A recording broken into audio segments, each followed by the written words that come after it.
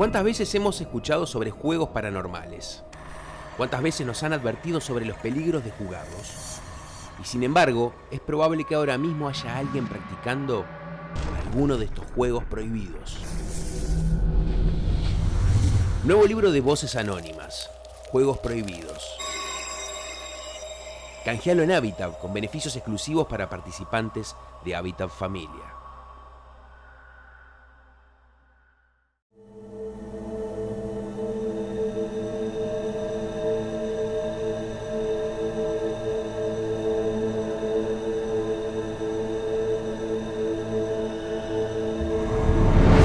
El lobizón es el mito más difundido en todo el mundo a través de los tiempos, y en Latinoamérica es muy popular. Según la creencia, los séptimos hijos varones nacen inexorablemente con esa fatalidad de transformarse los días viernes de luna llena en un animal. Se conocen muchas leyendas de lobizones en cada rincón de nuestro país. Basta recorrerlo para darse cuenta. Pero la que vamos a contar esta noche es sin lugar a dudas la más impactante. Una historia que transcurre en la pequeña, histórica localidad de Masoller, en el departamento de Rivera.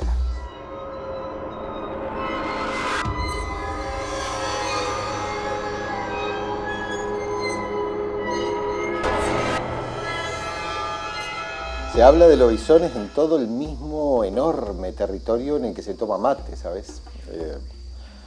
El sur de Brasil y de Bolivia, todo Paraguay, Argentina, Chile y Uruguay.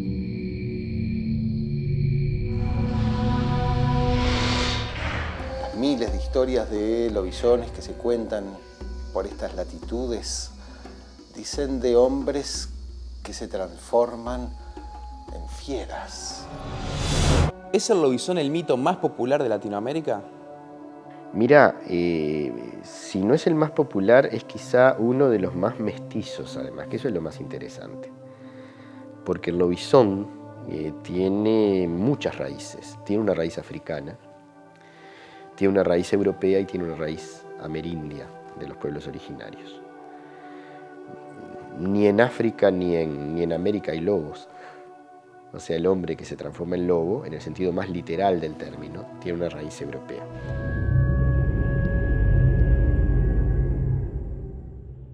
La cara del lobo tiene un magnetismo muy especial que no tienen los perros ni tienen los felinos. El lobo es muy especial. Y la transformación del ser humano en lobo viene de la infancia de la humanidad. En las leyendas más antiguas de las que se tiene noticia, esa facultad de transformarse se lo daba la luna llena. La luna llena es en casi todas las culturas animistas un energetizador de espíritus.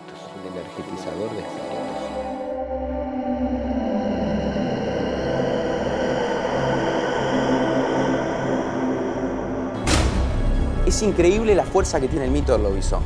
En Argentina, por ejemplo, en determinado momento, los padres de los séptimos hijos varones comenzaron a abandonarlos y cuentan que en algunos casos incluso a sacrificarlos. Todo esto llevó a que en el año 1973 el presidente Perón creara un decreto, el decreto 848, en el que le daba la posibilidad a los padres de los séptimos hijos varones de optar por el padrinazgo moral del presidente de la nación.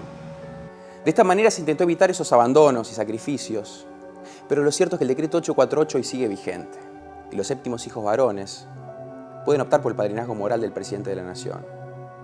Y allí mismo le darán una medalla y un diploma y una beca para cursar estudios primarios y secundarios.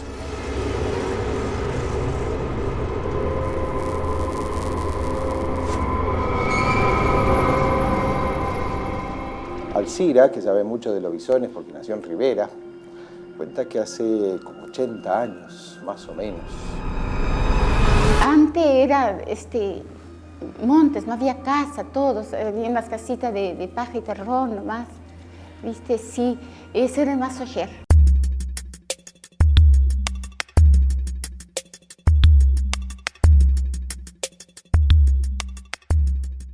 Vivía por Masoller un joven bastante solitario, de pocas palabras, más bien huraño.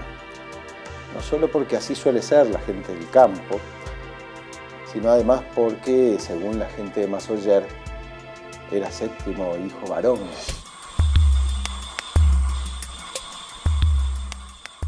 todo el mundo sabe y sabía desde ese entonces que el séptimo hijo varón tenía algo particular. Pero como son historias de no creer y de no puede ser cierto, se dejaba la duda. Solo hasta que se veían ciertas cosas que pasaban dentro del pueblo, entre las comunidades, se empezaba a hablar de ¿será posible? Este era el caso de este joven, que era el séptimo hijo varón, por supuesto. Era un poco mayor que su novia, muchacha nacida en el pueblo y muy querida. Cuando a los 25 años anunció que se iba a casar con su novio. La gente que la conocía a la chica le decía, le advertía, le decían que no, que lo pensara bien, que el hombre era raro, que tenía actitudes raras, que era muy serio, solitario. Toda la gente le decía, no, ¿cómo te vas a casar con él? Esto es imposible, él es el séptimo hijo varón, es posible que sea lobizón. Y bueno, ella por un lado enamorada y por otro lado no podía creer en esa historia. Pero para ella pesaba mucho más, parece, el sueño de una familia, de una casa, de una vida sencilla.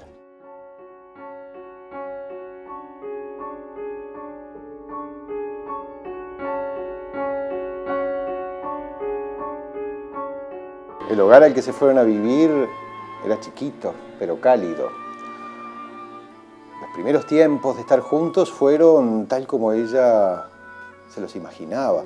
Y eso dio para tratar de disimular algunas costumbres raras que notó en su marido desde las primeras semanas. La de pasar muchos jueves, por ejemplo, al atardecer, mirando por la ventana que da hacia el este.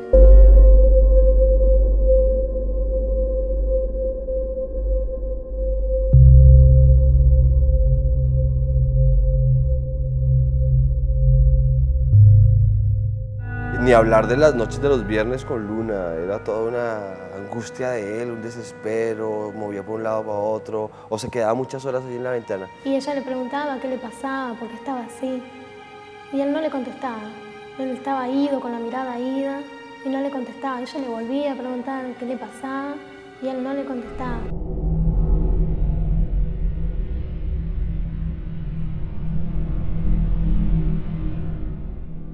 Dicen en Massoyer que aquella muchacha pasó un buen tiempo antes de empezar a extrañarse de que el hombre saliera algunos viernes tarde.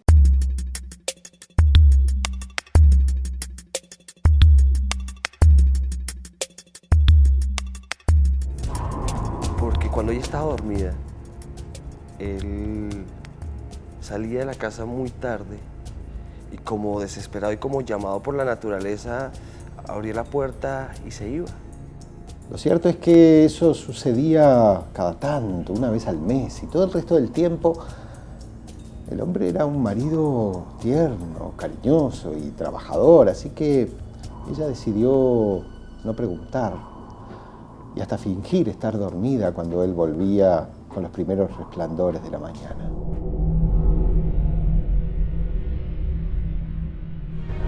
Pero una de aquellas noches no aguantó la curiosidad.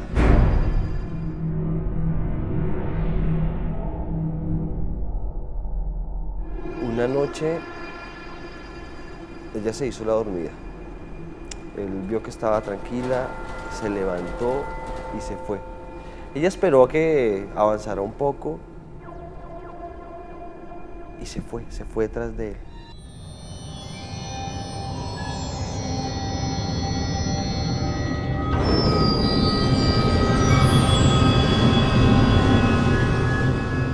Otra vez los bichos del campo estaban alborotados y nerviosos. La luna, dicen, estaba inmensa asomando por atrás de los cerros.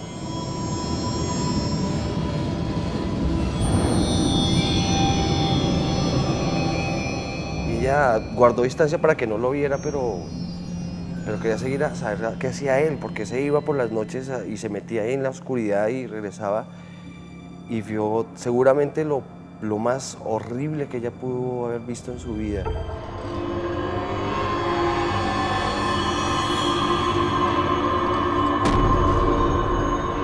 Se retorció como si sufriera una puntada en el vientre y cayó al pastizal.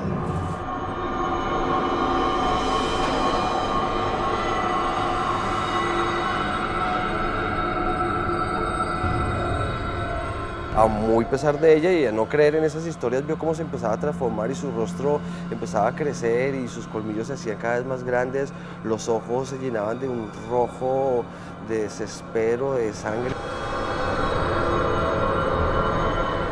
En un momento la muchacha dudó si mantener la distancia y su secreto o correr a ayudar a su marido. Bien se acercó y pudo ver con claridad. El miedo la atrapó y la hizo retroceder con los ojos enormes.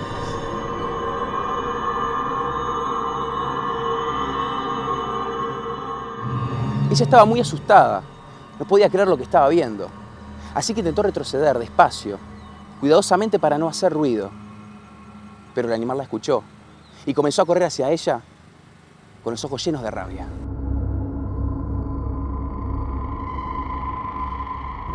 Lo que vio la dejó boquiabierta, espantada. Corrió como nunca, sabiendo que no iba a llegar a su casa.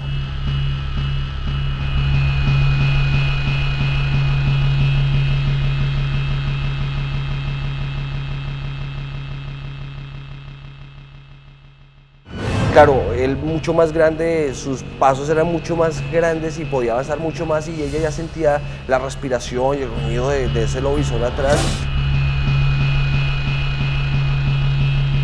Así que como pudo se trepó al árbol más cercano y sintió a aquel animal correr y poner las patas sobre el tronco y desgarrarle la enagua de un tarascón. Y le rasgó, que la puso todavía mucho más nerviosa y lo único que atinó a decirle era que no le hiciera daño, que era ella. El animal se incorporó, retrocedió un par de pasos y se quedó mirándola como extasiado, babeándose como si la reconociera o de pronto recordara algo.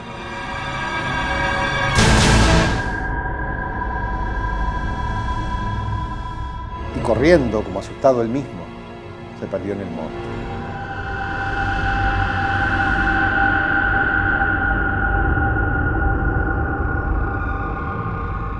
Y después de un buen tiempo bajó lentamente el árbol como pudo y fue corriendo a su casa. Allí tomó agua, se tranquilizó, no podía entender qué estaba sucediendo, se acostó. Y se tiró en la cama. Sollozó durante horas hasta que el cansancio la venció.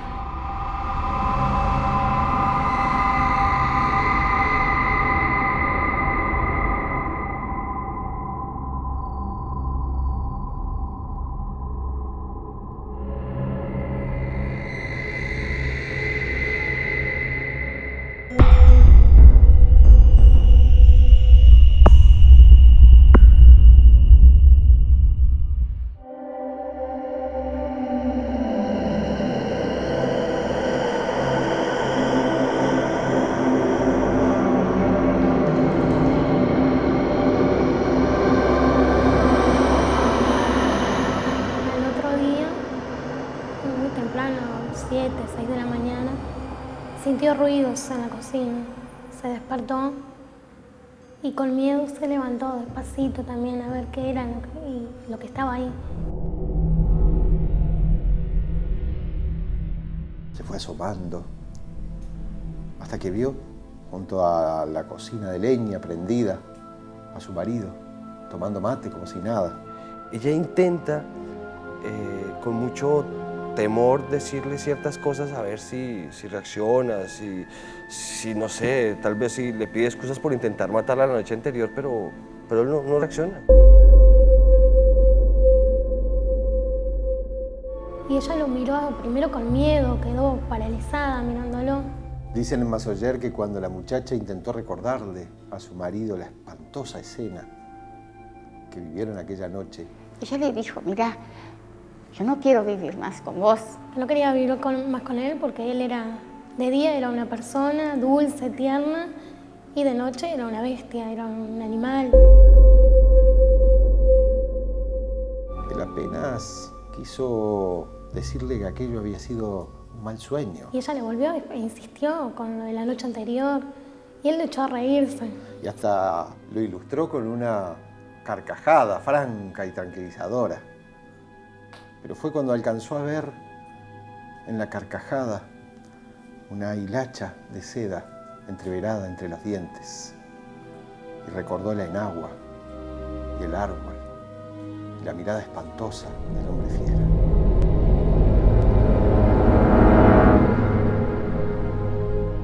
Y bueno, y ella se separó, juntó las cosas y dice, no quiero vivir más.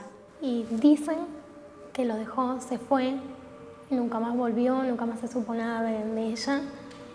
Y también dicen que en el monte más cercano... Todavía hoy, en algunos viernes, un perro demasiado grande le aúlla a la luna, más solitario que nunca. En general, la estrategia de las abuelas, de las viejas abuelas narradoras de historias mágicas, para que no muera la antigua religión de las hadas buenas, de los enanitos, es envasarlos en cuentos infantiles. Toda aquella magia la envasan en cuentos infantiles.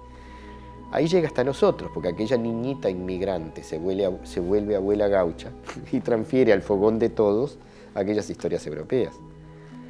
Pero el hombre lobo ya se había transformado antes de llegar aquí, porque con la irrupción del cristianismo, la agonía de Jesús, dice el Nuevo Testamento, en los Evangelios, que en el momento que Jesús agoniza en la cruz, el mundo se llena de tinieblas. Es por lo tanto el momento donde afloran los personajes, los seres de las tinieblas.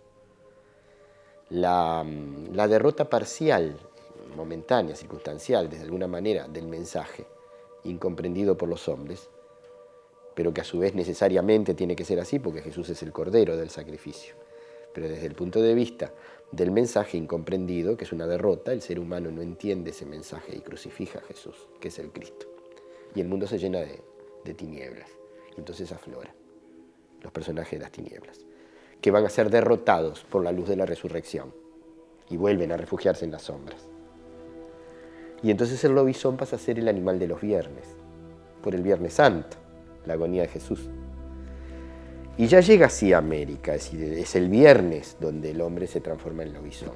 Séptimo hijo varón, el 7 tiene mucho que ver con la antigua religiosidad precristiana, porque el 7 es la cuarta parte del mes lunar, y toda la religión antigua tiene que ver con los ciclos lunares y no solares. Y así llega a América.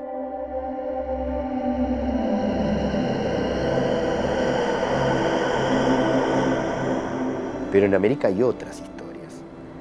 Y como las historias se prestaban, los pueblos no solo hacían trueque comercial, sino que hacían trueques de leyendas y se prestaban las leyendas, una de las raíces más estudiadas, similares a la leyenda del lobizón, es la leyenda de Queraná. Queraná era una muchachita muy bonita del mundo guaraní, que era muy dormilona, muy perezosa, no le gustaba participar en la ceremonia ritual del mate, no le gustaba participar en las ceremonias para llamar a los espíritus protectores a la comunidad.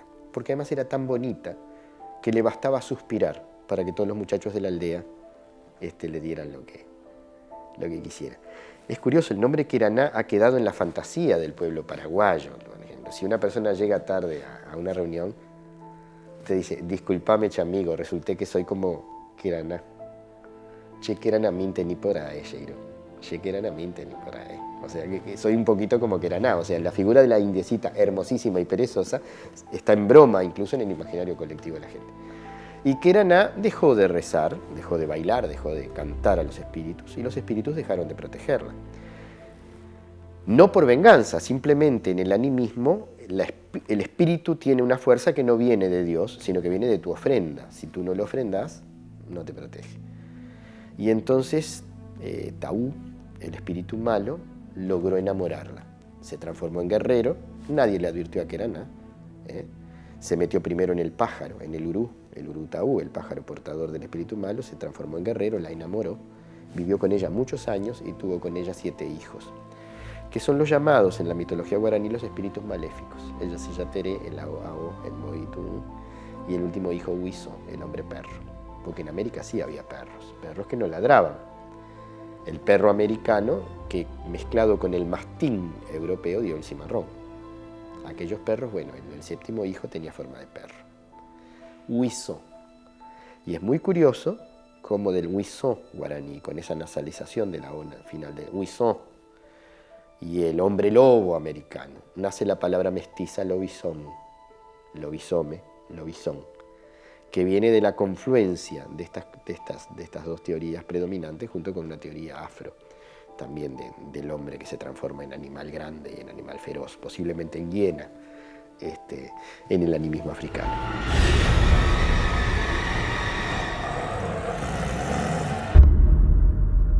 Vos me hablabas hace un rato que la gente de Rivera hoy por hoy sigue hablando de un lobizón que existe en la zona, que incluso saben dónde es que está, cuándo es que sale y cuándo es que tienen que quedarse en casa justamente para no encontrarse con él. Sí, tengo familiares en Rivera que saben dónde vive un hombre, que es lobizón. Y incluso vas y te dicen, no pases por ahí porque ahí vive el lobizón. O es determinada hora, bueno, vamos rápido porque a tal hora sale el lobizón. Ay, allá afuera es muy común. Todo el mundo habla de lobizón, que hay lobizón acá, que hay allá, que no salgo de noche pues, porque sale un lobizón.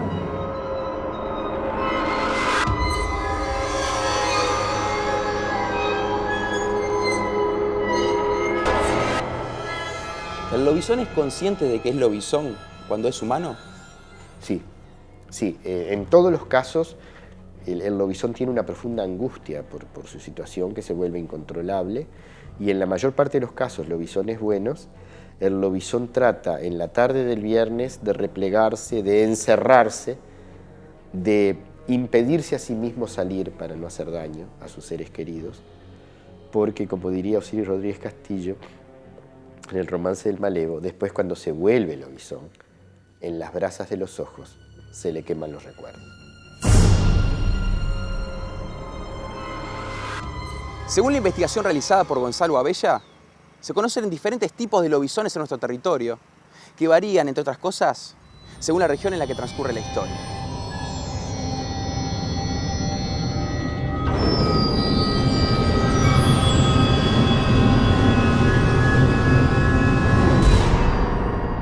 Ahora, nosotros estuvimos mapeando historias de lobizones y mapeando cómo se comporta un lobizón donde hay fuerte presencia de inmigración europea temprana, donde hay más sangre indígena, donde hay más sangre africana, y el lobizón se porta diferente. Donde hay una fuerte presencia inmigrante temprana, por ejemplo los vascos en La Valleja, el lobizón tiene mucho más que ver con el hombre lobo europeo. En otras zonas de más presencia indígena, de más sangre indígena que la hay en nuestro país, el lobizón muchas veces, en primer lugar, puede ser hombre o mujer. Esa es una historia. Puede ser séptima hija mujer. Pero además no se transforma. Simplemente llega el viernes o llega la luna llena, según la versión, y la persona entra en trance. Queda como muerta, rígida, y el alma transmigra a un animal del monte, que empieza a cometer actos totalmente anómalos y agresivos. Si ese animal del monte es herido, al otro día la persona despierta del trance y tiene la herida que se le infligió al lobizón. Y de esta racionalidad del lobizón surgen todas esas historias tan conocidas que varían de pago a pago, pero que tienen que ver todos con lo mismo, de la mujer que se casa con un hombre sin saber que es lobizón, las misteriosas desapariciones de los viernes del hombre que se aparta y que aparece después entre sus dientes, los restos de la ropa de la persona que intentó morder y que intentó perseguir. Historias que se repiten prácticamente en toda América. Muchos se preguntan cómo nace esta leyenda o este mito del lobizón. Para eso tenemos que trasladarnos a Grecia, muchos siglos atrás, y hablar de Licaón, rey de Arcadia. Cuentan que era una persona muy buena y religiosa, pero en determinado momento comenzó a sacrificar a las personas que iban a visitarlo a su palacio. De esta manera estaba violando la sagrada ley de hospitalidad. Zeus, dios de la mitología griega, se entera de esto y va a visitarlo, pero no como dios, se disfraza de peregrino. Cuando llega, Licaón percibe una presencia divina, nota algo extraño en él, así que para comprobar si era un dios o no, le da a probar carne humana. Si se daba cuenta, iba a ser un dios, si no, lo iba a sacrificar como a los demás.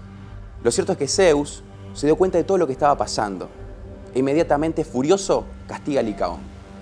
Primero prende fuego su palacio y luego lo envía a un monte donde lo escuchan aullar y cuentan que se transforma en un lobo. De esta manera nace el primer hombre lobo, también conocido como el licántropo.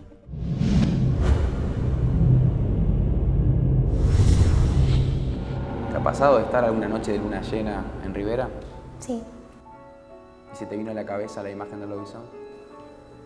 La imagen no sé, pero sí, no sé si fue el ambiente, el lugar, el campo. Sí, pensar, mirá, son cerca de las 12, no va a haber un aullido del lobizón, o de estar atenta a escuchar algún ruido, a ver si sería el lobizón. Sí, me ha pasado, de tener un poco de miedo llegado la medianoche.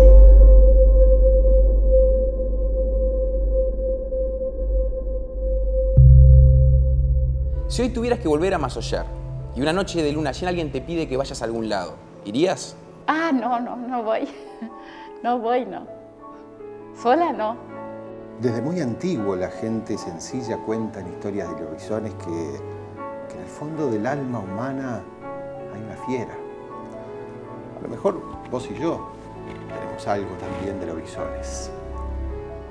Y que los séptimos hijos varones son los asignados por el destino para recordarlo. Pero también dicen las historias de la gente que aún más allá de toda fiera hay una esencia humana, sensible, con la que no pueden ni siquiera los viernes ni la luna llena.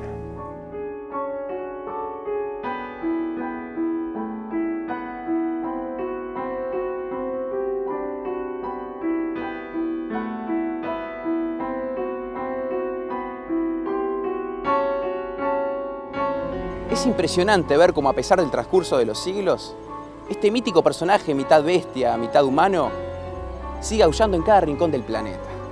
Y no solo resiste al embate del tiempo y de la modernidad, resiste también al escepticismo y a la historia oficial, que una y otra vez intentan borrarlo de la memoria colectiva de los seres humanos.